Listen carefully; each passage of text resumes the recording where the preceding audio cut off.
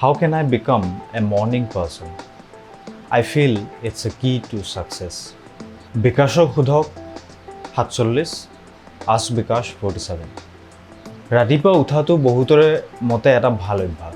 তাৰ বিভিন্নজনৰ মতে বিভিন্ন কাৰণ আছে। বহুতে ভাবে যে ৰাতিপুৱা সোনকালে উঠাটো সফলতাৰ এটা প্ৰধান কাৰণ। তেনেদৰে ইয়াৰ সফলতাৰ লগত একো সম্পৰ্ক নাই বুলি ভবা মানুহো বহু আছে। আচল কথাটো হ'ল ৰাতিপুৱাৰ সেই সময়খিনি আপুনি কেনেদৰে ব্যৱহাৰ কৰে তাৰ ওপৰতহে আপোনাৰ সফলতাৰ এক কাৰণ হ'ব নে নহয় সেয়া নিৰ্ভৰ কৰিব। এনে বহু মানুহ আছে যি ৰাতি বেছি ভালদৰে কাম কৰিব পাৰে, বেছি প্ৰডাক্টিভ হয়। তেওঁলোকে ৰাতি দেৰিলৈকে কাম কৰিলেও সফল হ'ব নোৱাৰাৰ কোনো কাৰণ নাই। কামবোৰ কিমান ভালদৰে কৰিছে সেয়াহে বেছি জৰুৰী। অৱশ্যে ৰাতিপুৱা সোনকালে উঠি কাম কৰিব পাৰিলে বেছি ভালদৰে মনোযোগ দিব পাৰি, ফ'কাছ কৰিব পাৰি, কাৰণ চাৰিওফালে নীৰৱ নিস্তব্ধ হৈ থাকে। এতিয়া কথাটো হ'ল ৰাতিপুৱা কেনেদৰে সোনকালে উঠিব। প্ৰথমতে সৰুকৈ আৰম্ভ কৰক। আগদিনাতকৈ উঠা সময়টো 5 মিনিট সময় আগবঢ়াই আনক। মানে আগতে যদি 7টা বজাত উঠিছিল, এতিয়া সেয়া 6:55, 6:55 কৰক। এলাৰ্ম দি থওক। মাত্ৰ 5 মিনিট সময় তেনেদৰে সময়টো আগুৱাই নিলে আপুনি বিশেষ একো অসুবিধা অনুভৱ নকৰে আৰু দিনটো একো সমস্যাটো নপৰে। চাইক'লজিকেলিও 5 মিনিট উঠাৰ সময়টো আগুৱাই আনিলে একো সমস্যা নহয়। ৰাতিপুৱা উঠিয়ে কিবা এটা ভাল লগা কাম কৰক। খোজ কাঢ়ক বা জাৰ্নেল লিখক বা এক্সাৰচাইজ কৰক।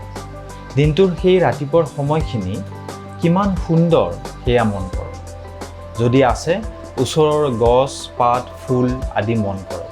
চৰাই চিৰিকটিৰ মাত আদি মন কৰক। সেই সময়খিনি কেনেদৰে শান্ত সেয়া মন কৰক। আপোনাৰ জীৱনত কি কি ভাল কথা, ভাল বস্তু আদি আছে সেয়াও আপুনি মন কৰিব পাৰে। ৰাতিপুৱা সেইখিনি সময়ত আপুনি যদি ভাল পোৱা কিবা এটা কাম কৰে, যিটো কাম কৰি আপোনাৰ মনটো ভাল লাগে, তেতিয়াহ'লে প্ৰতিদিনে সেইটো কৰিবলৈ আপোনাৰ মন যাব। লাহে লাহে সেই সময়খিনি ভাল লগা হৈ আহিব। তেতিয়া লাহে লাহে ৰাতিপুৱা শুই উঠা সময়টো আপুনি আগবঢ়াই নি থাকিব পাৰিব। এতিয়া 15 মিনিট আগতে উঠক। এনেদৰে এবাৰ উঠা সময়টো আপোনাৰ বাবে স্বাভাৱিক হৈ পৰিলে তাক আপুনি পুনৰ 10 বা 15 মিনিট আগুৱাই লৈ যাব পাৰিব আৰু তেনেদৰে গৈ থাকিলে এদিন আপুনি 5টা বজাত উঠিব পাৰিব বা নিজৰ মতে ঠিক সময়ত, যিটো সময় আপুনি ভাল পায় সেই সময়ত উঠিব পাৰিব। কিয় ৰাতিপুৱা উঠিব বিচাৰিছে? আপুনি ৰাতিপুৱা যে সোনকালে উঠিব বিচাৰিছে তাৰ কি কাৰণ আছে সেয়া ভালদৰে বিচাৰ কৰক। যদি এটা কাৰণ থাকে তেতিয়া ই আপোনাক সোনকালে উঠিবলৈ সহায় কৰিব। আপোনাৰ কাৰণটো সৰু কিবা এটা হ'ব পাৰে বা আন ক'ৰবাতকৈ বেলেগ কিবা এটা হ'ব পাৰে, সেইলৈ কিন্তু একো কথা নাই। সৰু হ'লেও কাৰণ এটা থাকিলে ই আপোনাক সোনকালে উঠাত সহায় কৰিব। ৰাতিপুৱা উঠি কি কৰিব সেয়া আগতেই ঠিক কৰি থ'ব। আপুনি যদি ৰাতিপুৱা উঠি কি কৰিব সেয়া ঠিক কৰি নথয়, সদায় ৰাতিপুৱা আপোনাৰ চিন্তা হ'ব এতিয়া কি কৰিম। তাতকৈ ডাঙৰ কথা হ'ল যদি একো কৰিবলৈ নাথাকে তেতিয়া আপুনি সোনকালে নুঠে। আপুনি ক'ব সোনকালে উঠি কি কৰিম। কিন্তু আগতে যদি কি কৰিব সেয়া ঠিক কৰি থৈ দিয়ে, তেতিয়া ৰাতিপুৱা উঠি সেয়া চিন্তা কৰিব নালাগে। আপুনি চিধাই নিজে ঠিক কৰি থোৱা সেই কামটো আৰম্ভ কৰিব পাৰিব। তেতিয়া সিদ্ধান্ত লোৱাৰ সমস্যা নহয় বা ইনডিচিজনৰ সমস্যা নহয়। কাৰণ সিদ্ধান্ত ল'বলৈ একোৱেই নাই, আপুনি আগতেই সিদ্ধান্ত লৈ থৈ দিছে।